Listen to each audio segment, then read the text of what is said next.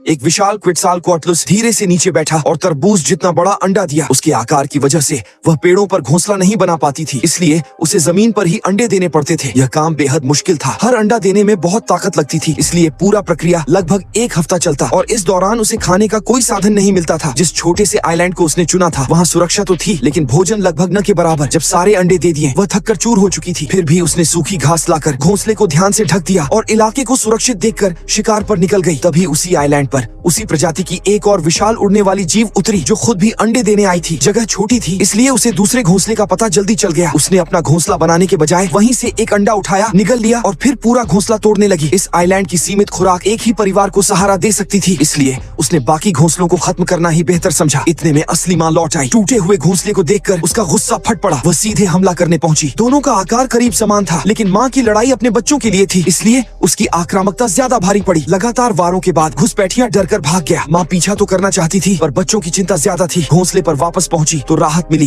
कि नीचे दबे कुछ अंडे बच गए थे। संख्या कम थी, लेकिन अगर ये सुरक्षित फूट जाए तो उनके बड़े होने की उम्मीद थी। दूसरी ओर एक ऊंची चट्टान पर छोटे उड़ने वाले बच्चे पहले ही बाहर आ चुके थे। उड़ान की बुनियादी समझ थी, लेकिन पंख अभी कमजोर थे। बड़े शिकारी वहाँ नहीं पहुँच सकते थे, लेकिन खतरा फिर भी रास्ता ढूंढ लेता है। कुछ वेलोसिरैप्टर्स चट्टान तक पहुँच गए। उनका शरीर छोटा था, पर फुर्ती और आक्रामकता उन्हें बेहद खतरनाक बनाती थी। उन्होंने जल्दी समझ लिया कि ये बच्चे अभी ठीक से उड़ नहीं सकते। वे चुपचाप दीवार चढ़ते हुए ऊपर पहुँचे। बच्चों को अंदाजा भी नहीं था कि खतरा सिर पर है। एक उनके ठीक ऊपर, दूसरा साइड में मौका देख रहा था। अचानक हुए हमले से सभी घबरा गए और उड़ने की कोशिश करने लगे, लेकिन धीमी रफ्तार उनके लिए घातक साबित हुई। एक बच्चा बच नहीं पाया और वेलोसिरैप्टर का शिकार बन गया। यह दुनिया मुश्किल थी और हर कदम पर जीवित रहना ही सबसे बड़ा संघर्ष था।